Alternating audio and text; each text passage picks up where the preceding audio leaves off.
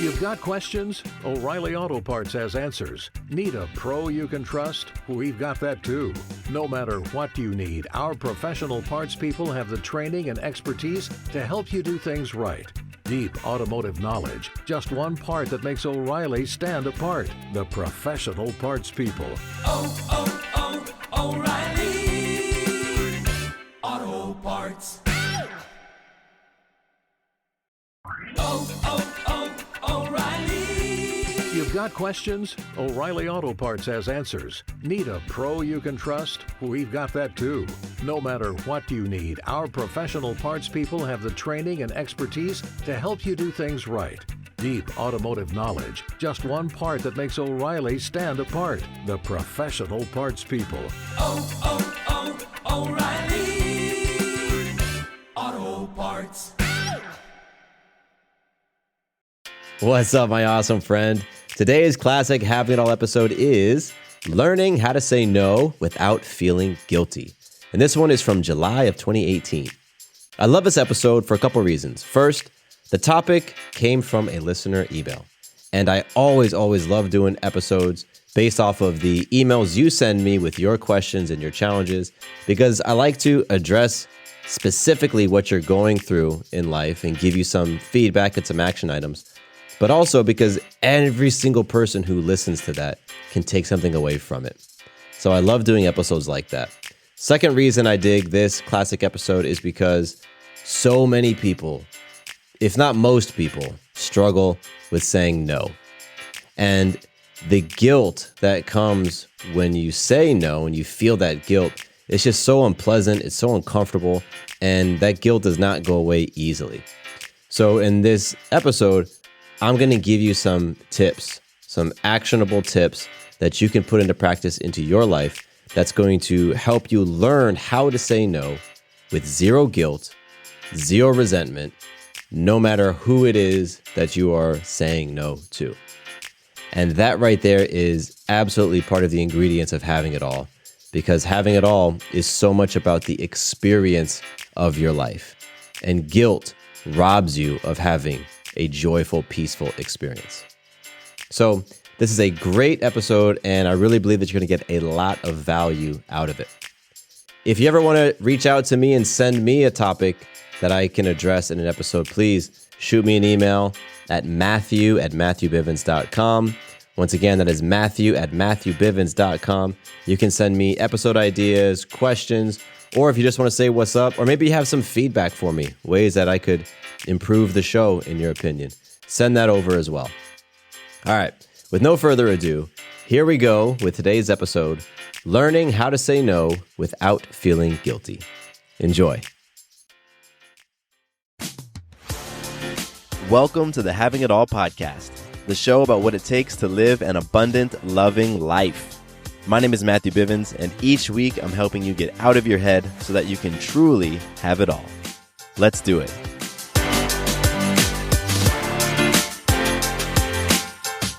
What's up, everybody? Matthew Bivens here, and welcome to another episode of the Having It All podcast. I'm happy you're here today. I'm grateful.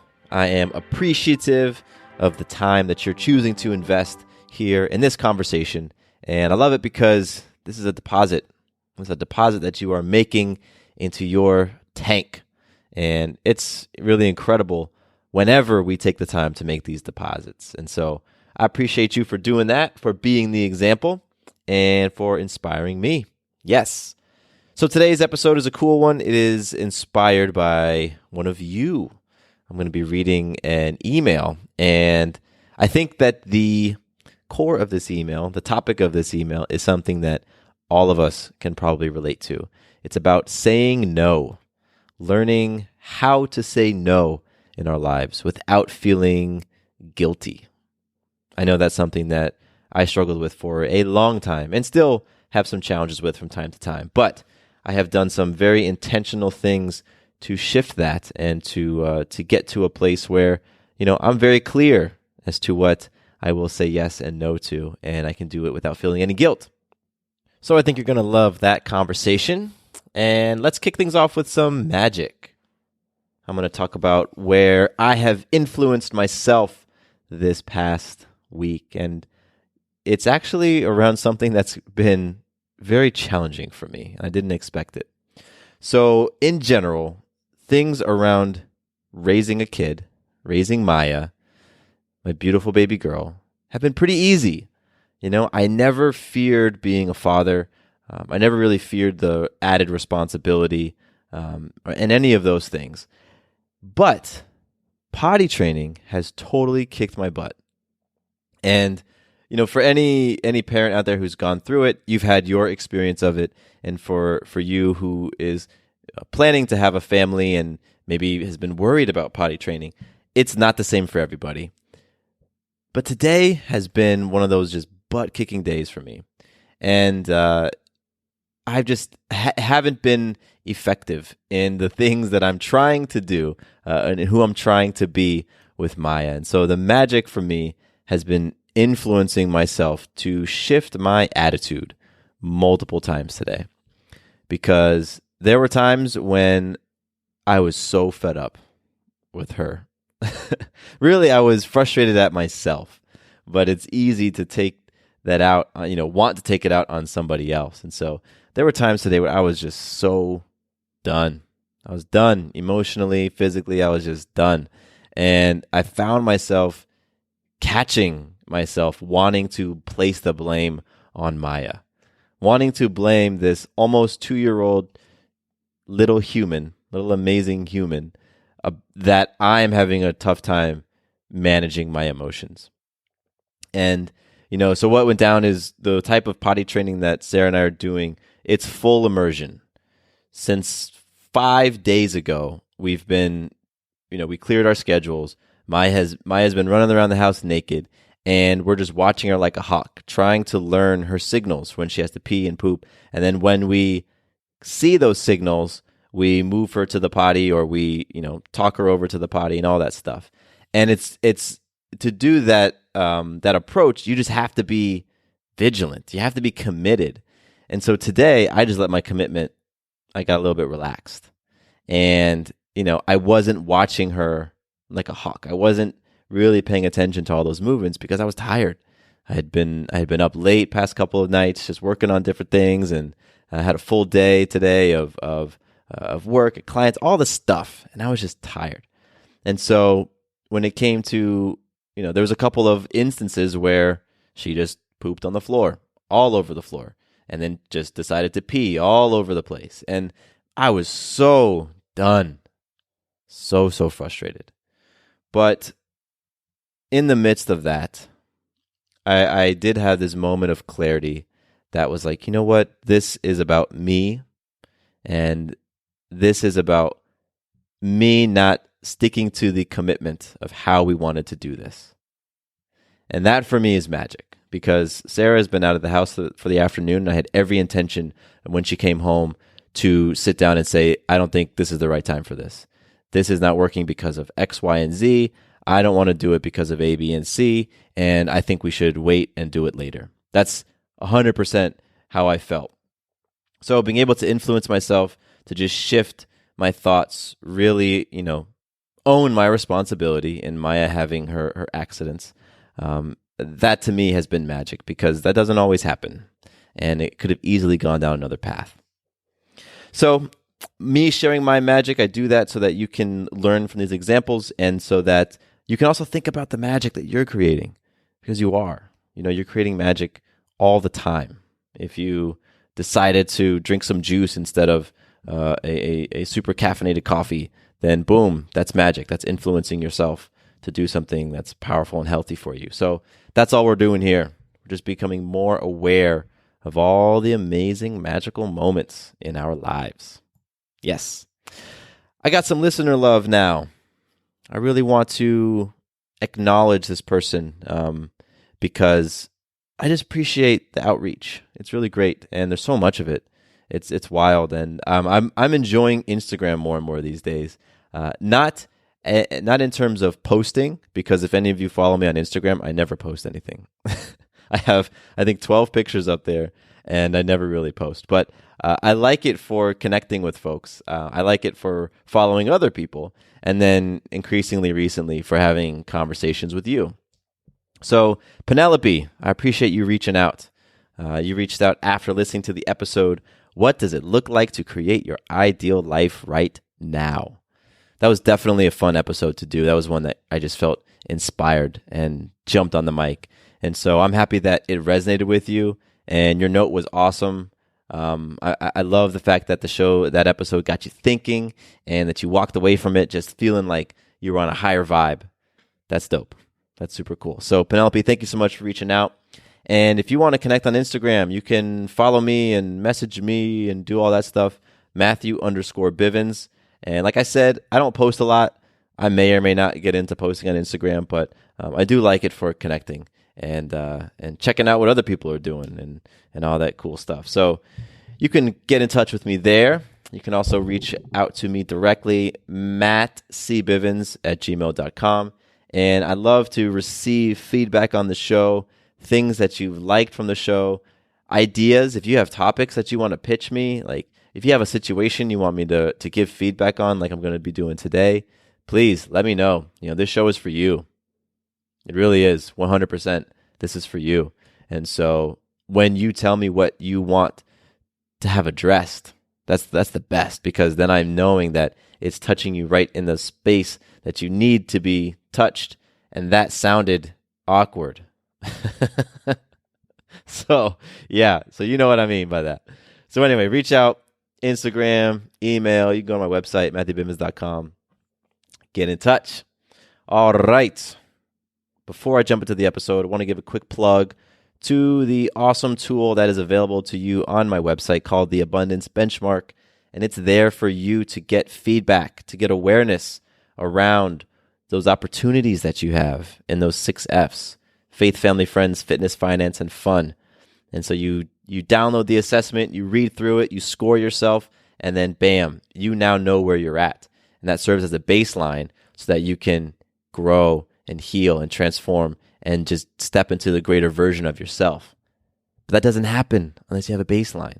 And that's what the Abundance Benchmark does.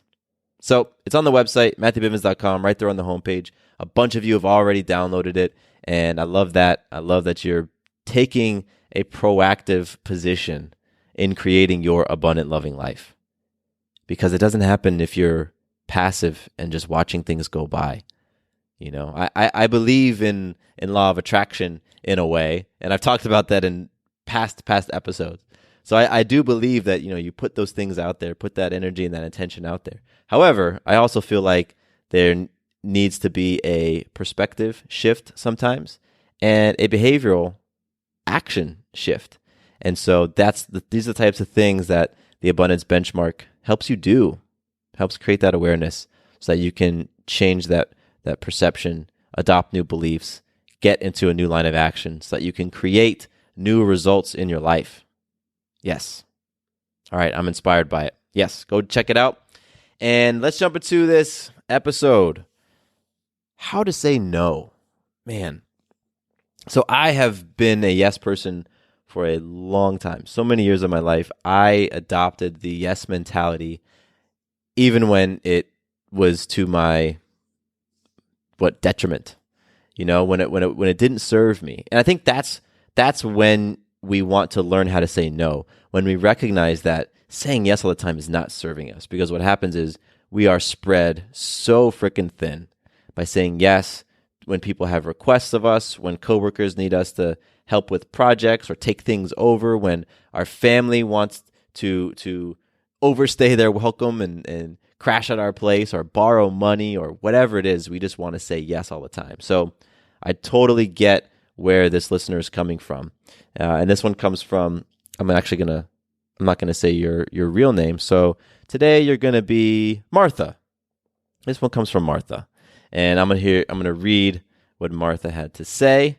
And I've changed a couple things in the email. But Martha wanted to know, how do I say no to a family member when they ask me to watch their kids so they can go on a date with their husband after I've worked 10 hours trying to tackle a client's project?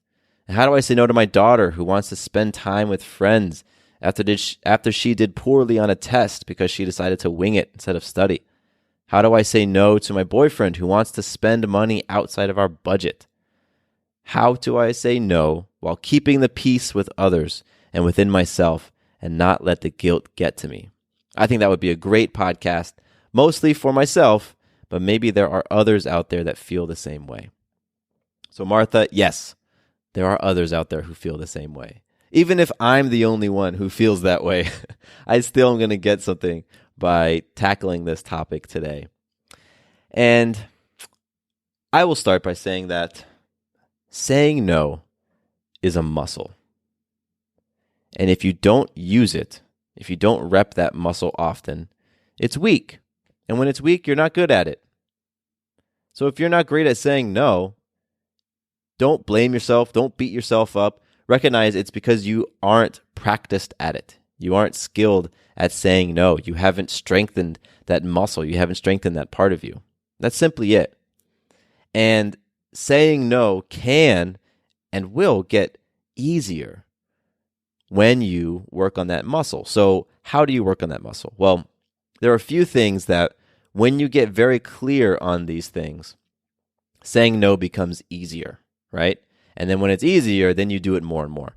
So when you're very clear on the value of your time, when you're very clear on your priorities, when you're very clear on your bigger why or your mission, when you're very clear on your values or very clear on your standards, some of those things are going to overlap, by the way.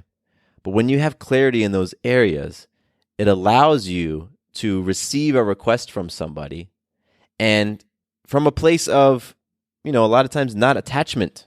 You aren't attached to the emotions around it. You can say no. You can be, listen, this doesn't align with my priorities or doesn't align with my values, or this goes against my mission, what I'm playing for right now. So I appreciate that you want my time, my energy, my money, my space, my love, but I'm going to say no. Now, saying no is not easy, and for those folks who have been intentional about making that shift in their lives to be a person who is clear about what they want to say yes to so that they can say no to other things, even when you are clear, even when you have the, the value of your time and your priorities and all that great stuff, it's still challenging, because we want to please people. We want to be liked by people. We don't want people to be angry with us or frustrated with us or disappointed in us. We want to feel like folks can trust us, like folks can count on us.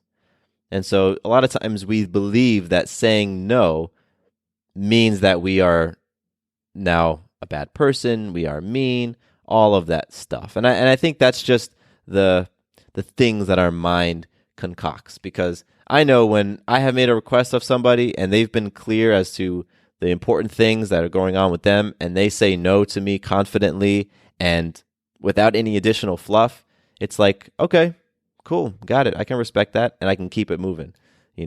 I can't think right now off the top of my head when I made a request and somebody from a powerful place said no, and I felt some type of way about it.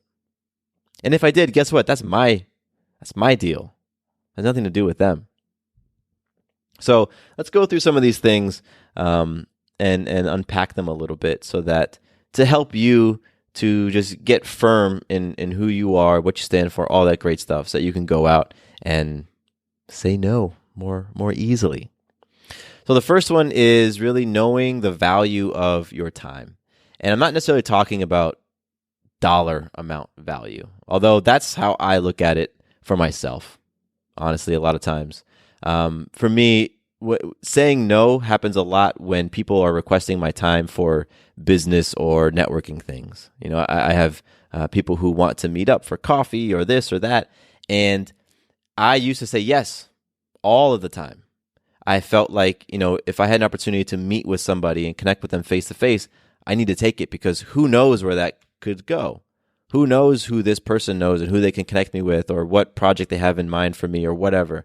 I would never have any way of knowing that if I didn't say yes to the opportunity. So I said yes to a lot of opportunities. And what inevitably would happen is that I would fill my calendar up with these different meetings or meetups or networking things or get-togethers amongst, business acquaintances. And then I would feel frustrated that I didn't create time on my calendar for my client work or for recording podcasting or producing shows, publishing shows, doing some of the other things that are clearly important to me. So I started to look at how much was my time worth, and for me that helped. I said, okay, I looked at the numbers of what I make on different projects and different things like that, and I said, okay, an hour of my time is worth this amount. All right, great. So am I willing to essentially forfeit this money, this amount of money to go and meet up with this person? And it was a very loose criteria that I used. And I obviously had other factors that went into whether or not I would say yes to somebody, but that was very simple for me to create and to look at, and I could be very objective.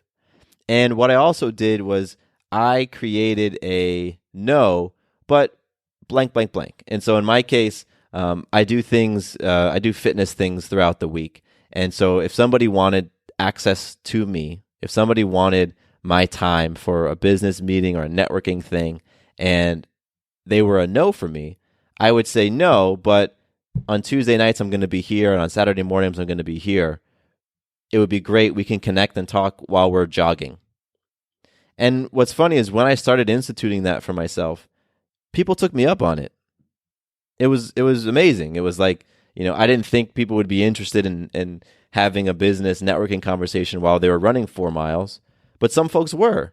And you know what's cool? The folks who were down for that, who were willing to step into something unknown, like that was awesome to me. That said a lot to me about their character, about how open-minded they were, and that put me in a space to want to explore what they had, what their offer was, or possibilities between us. So for me, the value of my time, I actually did put a dollar amount on it, and then I also created a plan B for those folks that, if you still wanted to access me, I'm going to be here at these places. Here you go. So for you, maybe it's a value of your time that is straight up dollars. And listen, this is how much that my time is worth to me. And then you can use that number to determine whether or not you want to connect with somebody. But value of your time, you can look at it in other ways as well, because time we don't get back. It's cliche to say, but there's a finite amount of time in the day. So, you want to really look at how you are spending your time. And you want to look at, is the time that you're spending making deposits in you in some type of way? Because a lot of times in the show, when I talk about making deposits, I'm talking about, you're exercising or you're meditating and you're doing very intentional things that are adding to your tank, to your fuel tank. But also when you're getting into engagements or conversations, or you're doing things for people who are asking things from your time, there's an aspect of that you want to get something out of it. And it might start out as being an altruistic thing. I get a great sense of fulfillment by helping other people. But as we all know, that can quickly go by the wayside when so many people are here knocking at your door asking for you, because when folks know that you are a yes person, they're going to take advantage of it. So understanding the value of your time in your own terms is incredibly important, because then it gives you an opportunity to say, okay, is this worth my time? And from there, you can more objectively say yes or no. And I say more objectively because, there is still emotion tied up in this stuff. Like, we're human. And again, saying no, a lot of times there's an emotional component to it. So I'm not going to say that you're going to be completely objective and robotic and be able to just, black and white, yes or no. But when you understand the value of your time, it makes those decisions a lot easier to make. This segues into the second thing, that when you get clear on your priorities, it also makes saying no easier. So what's important to you? Like in a day, in a 24-hour span, how do you want to spend that time? What are the things that are important for you to do, to complete, to start, or to experience throughout your day?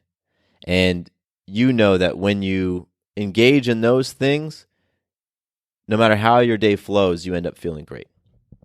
Now, this is something that is beneficial to do in general, but it can also obviously help when saying no.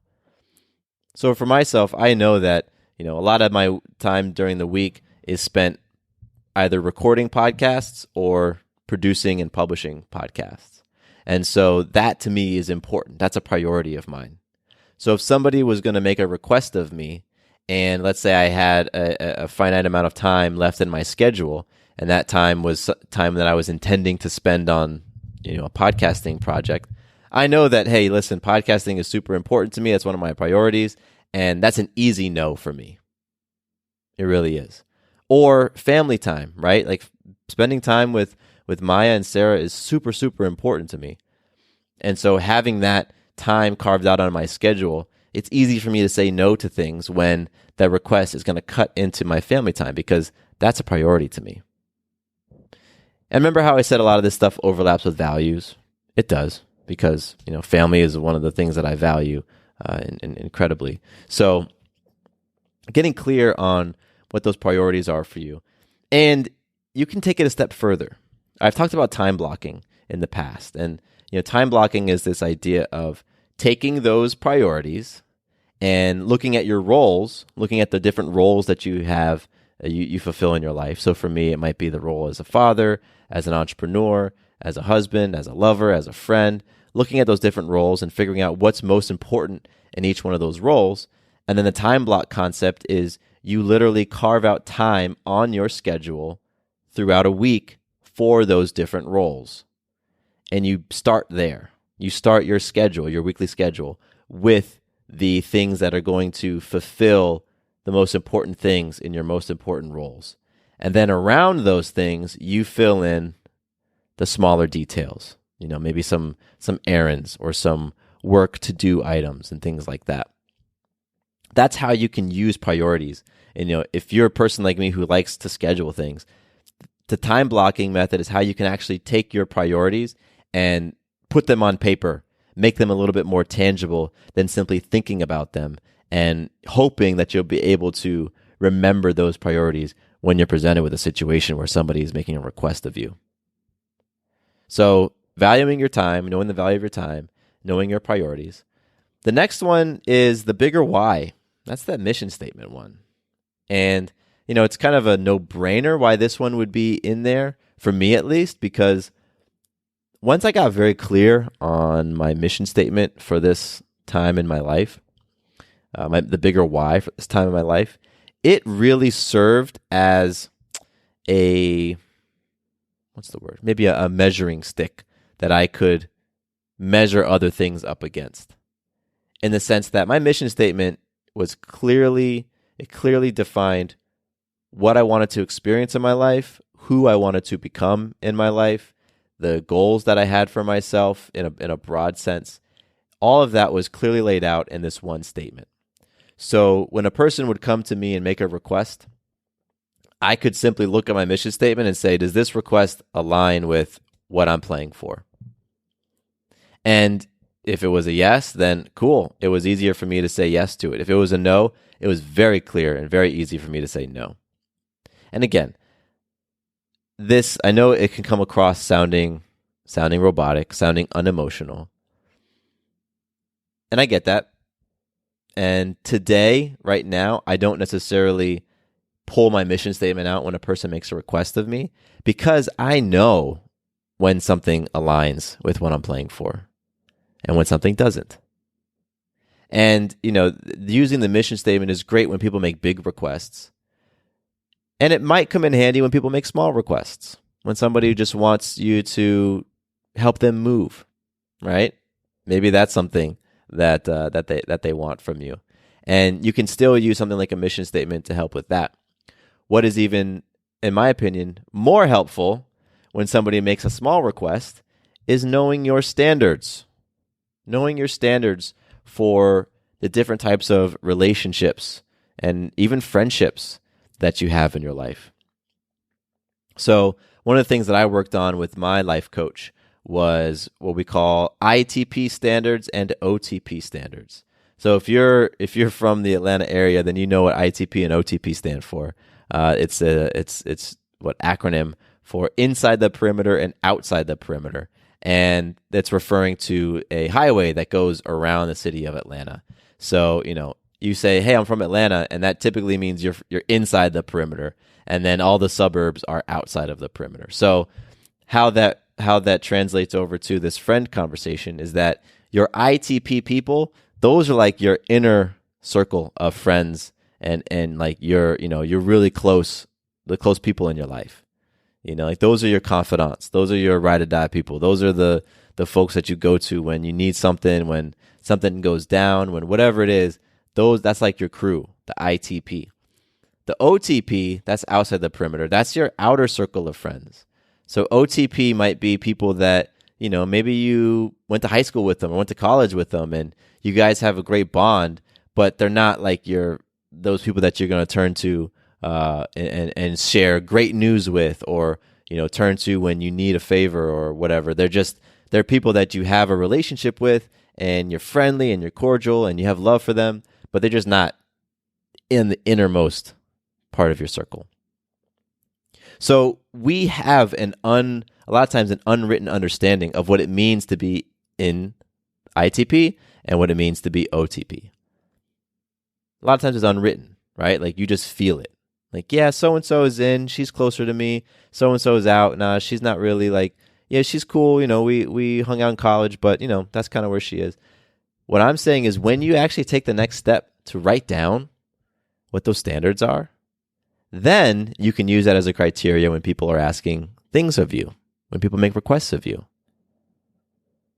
So some of the standards that I have around those people who are like my ride or die crew are things like, are they folks who can have raw, honest, authentic, vulnerable conversations about anything? Even if it's uncomfortable, we can go in and we can have a conversation about it. Are these people who are committed to their personal greatness, whatever that means for them? They're committed to constantly learning and understanding themselves. They're committed to constantly sharpening their saw. They're committed to exploring themselves and strengthening themselves in all these different ways. Is that that's the type of person that I want, like riding next to me, sitting on my right hand side. That's the type of person. And so for that type of person, I'm willing to do more than I am for an OTP person. I might be willing to loan that person money, or let them crash at my house for a week, or let them borrow my car, right? So there's things that I will allow and I will do for those people who are in my ITP that I might not do for people who are in my OTP. And because I've sat down and I've written those things out, I have the document that has, these are my standards and here's what I'll do for you if you're ITP, and here's my standards for OTP, and here's what I'll do for you if you're in that group. Then it makes it easier when folks make a request of me.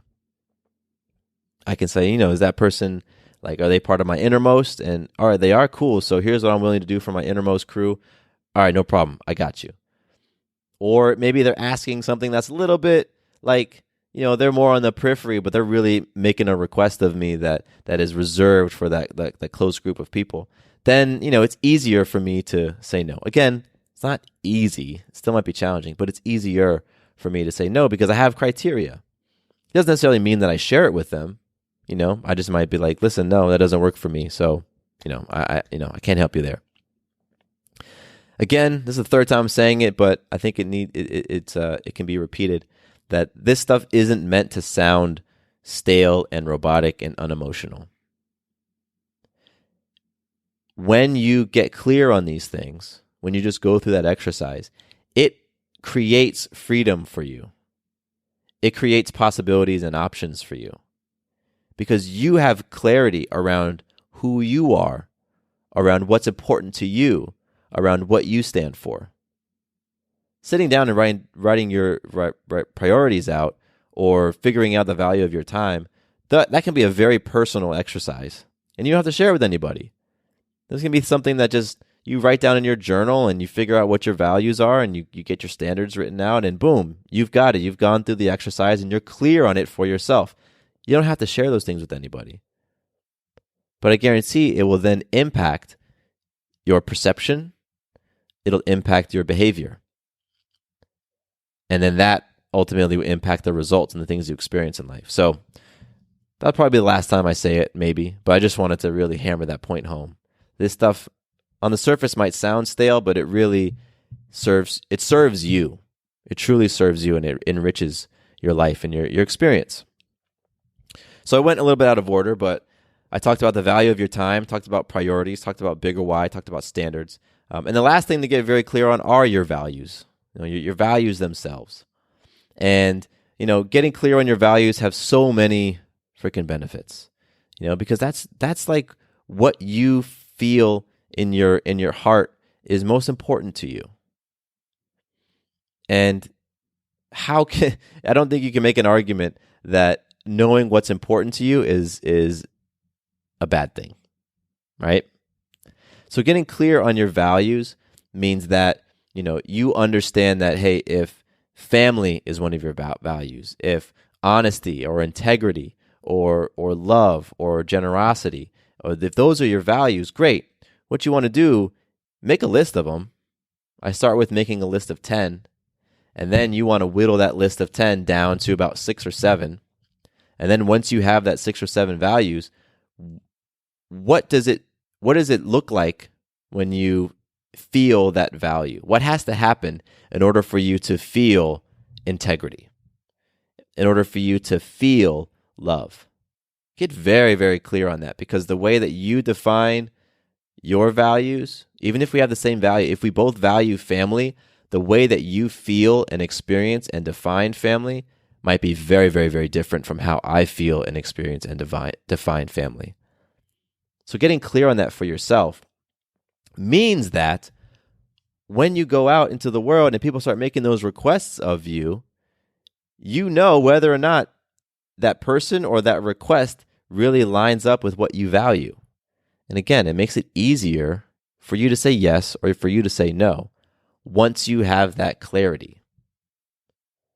A lot of times I was challenged with saying no because I hadn't done that internal introspection and really just exploring of myself with the things that were important to me, the things that I prioritized. I wasn't clear as to how valuable my time was. And I would assume that maybe this person can do more with their time if I'm here to help them free it up than I can. So I wasn't valuing my time, right? So getting clear on those 5 things can help make it easier when somebody makes that request.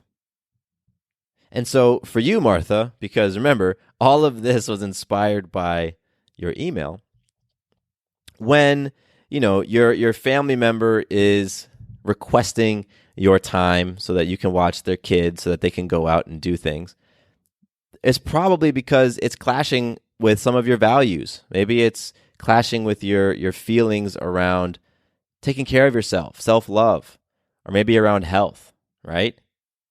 Or when your daughter is making that request, it's probably clashing with your feelings and your values around consequences, or maybe integrity or education. And when your boyfriend makes that request and he wants to spend that money outside the budget, maybe it's clashing with your feelings around financial maturity or responsibility or character.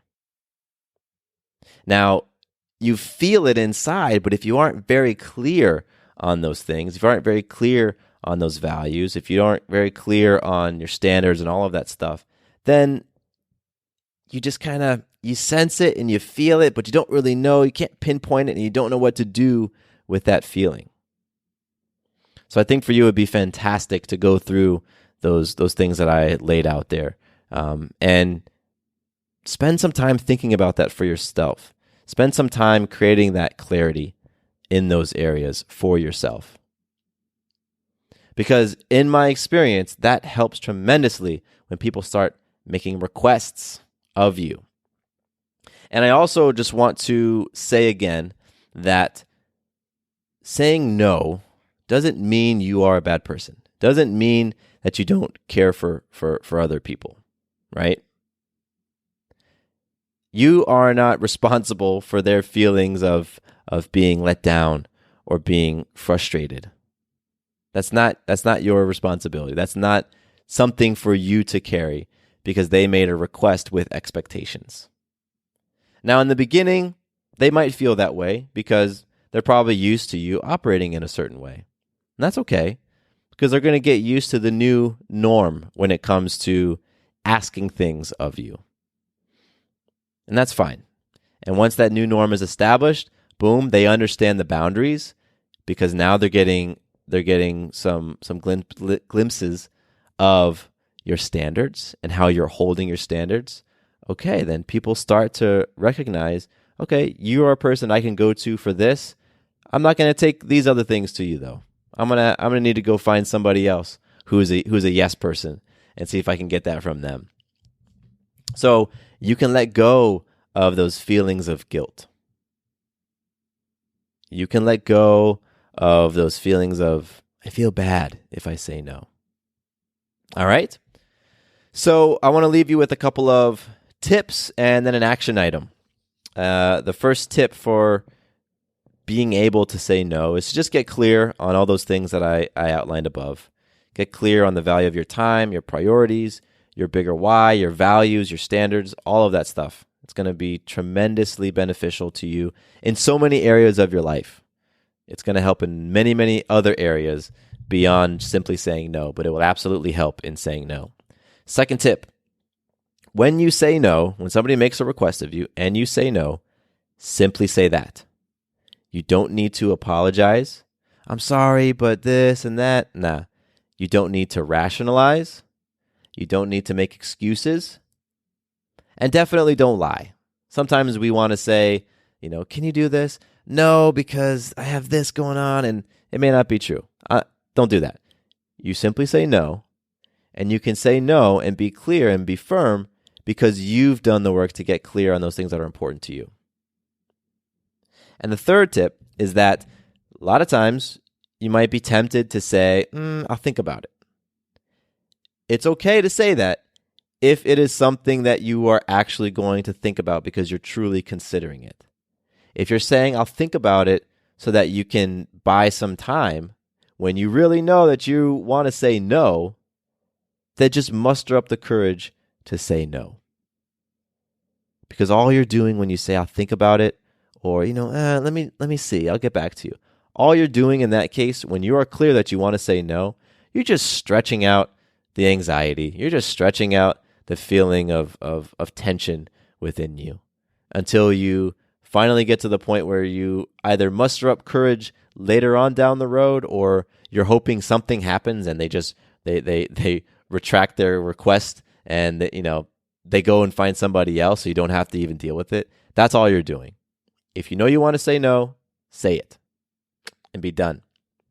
All right. So your action item and the action item for you listening right now is to practice saying no. I want you to practice saying no throughout this next week. It's Tuesday right now. From Tuesday to Tuesday, just practice saying no to small things. You will be presented with so many opportunities in the next 7 days, I promise you. And so all you're wanting to do is say no 4 times. 4 times in the next week. Remember, it's a muscle. You have a no muscle in you. And right now it's just weak. So all we want to do in the next week is simply practice. As you practice it more and more, you're going to feel more comfortable saying no to people. And the reality is that when you say no to someone else, it's really because you're saying yes to yourself, and you're saying yes to the things that are truly important to you. It's one of those things that builds upon itself.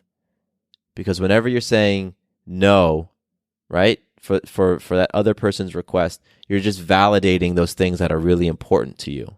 You're adding strength to them. Okay?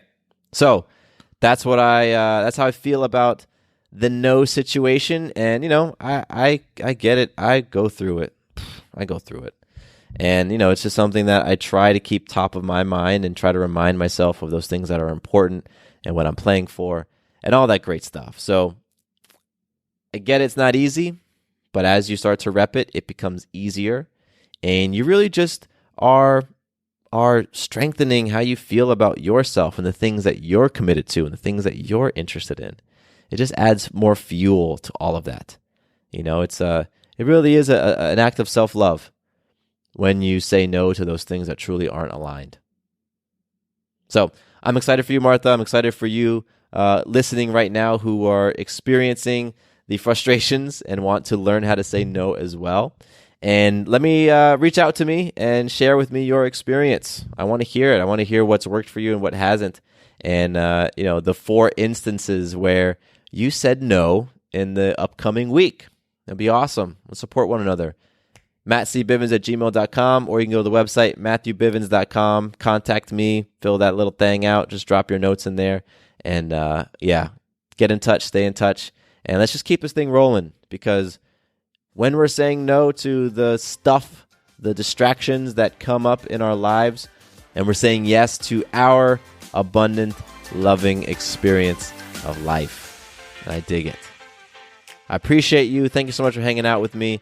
My name is Matthew Bivens, and here is to you having it all.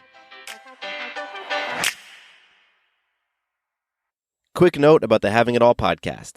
I am not a doctor nor a licensed therapist. I'm a guy with a story and a passion for conscious conversation. My thoughts, opinions, and beliefs are my own. So please consult with your doctor or healthcare provider regarding any questions or issues you have related to your personal physical or mental health. Does your father know you're listening to this podcast? Well, when you're done, why don't you stop by and check out a show that is 100% dad-approved, Dadages. Hi there, I'm Chad Higgle. If you're looking for useful insights and practical advice you can actually apply to work, family, education, philanthropy, and just life in general, check out Dadages. That's Dadages, wherever you listen to your podcasts.